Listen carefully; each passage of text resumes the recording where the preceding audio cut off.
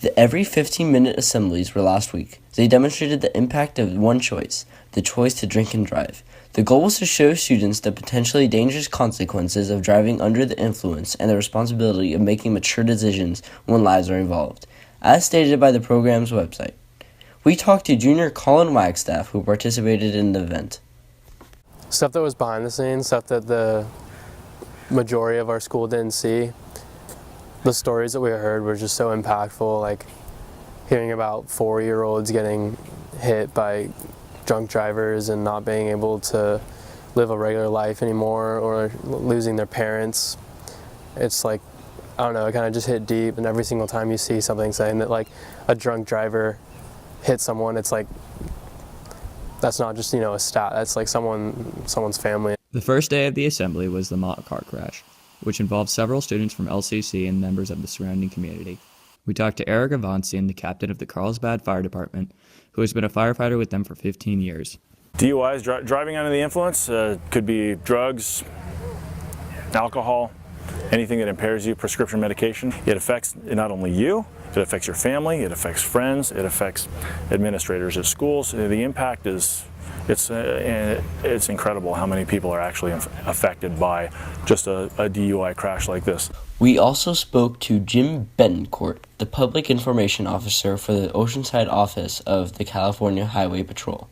As the Public Information Officer, I have the unfortunate responsibility to respond to every single fatality or major injury crash that happens in North San Diego County and CHP's jurisdiction. I've seen more blood, guts, gore, and grime than any one man should have to see in their entire life. And it's upsetting because each one of these collisions is 100% preventable. He emphasized that even as an officer of the law, he is still impacted by each and every one of the DUI-related collisions that he has to respond to. It's really, really hard. Most people can drive around San Diego County and see beautiful landmarks. Unfortunately, sometimes when I drive around San Diego County, I can see places where I've had to watch people die. And it's very sad. It's not something that I wish on anybody, but at the same time, this is an important job, an important profession, and I like to believe that we're out there trying to save lives, and that's why we do what we do. The second day of the assembly was the mock funeral. We talked to freshman Case Wagstaff, the brother of Colin Wagstaff, who participated in the event. My brother came up and he gave a long speech, and then when he said that he hopes to be the best brother he could be, that was sad because he is the best brother.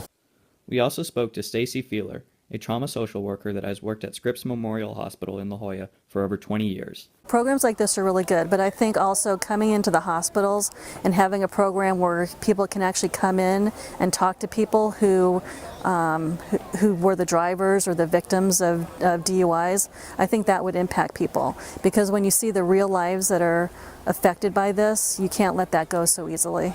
The Every 15 Minutes program is intended to show teens the potentially dangerous consequences of driving under the influence. However, students' decisions after the program is what matters the most. From MavNation, this is Cole Dean and Sam Gower.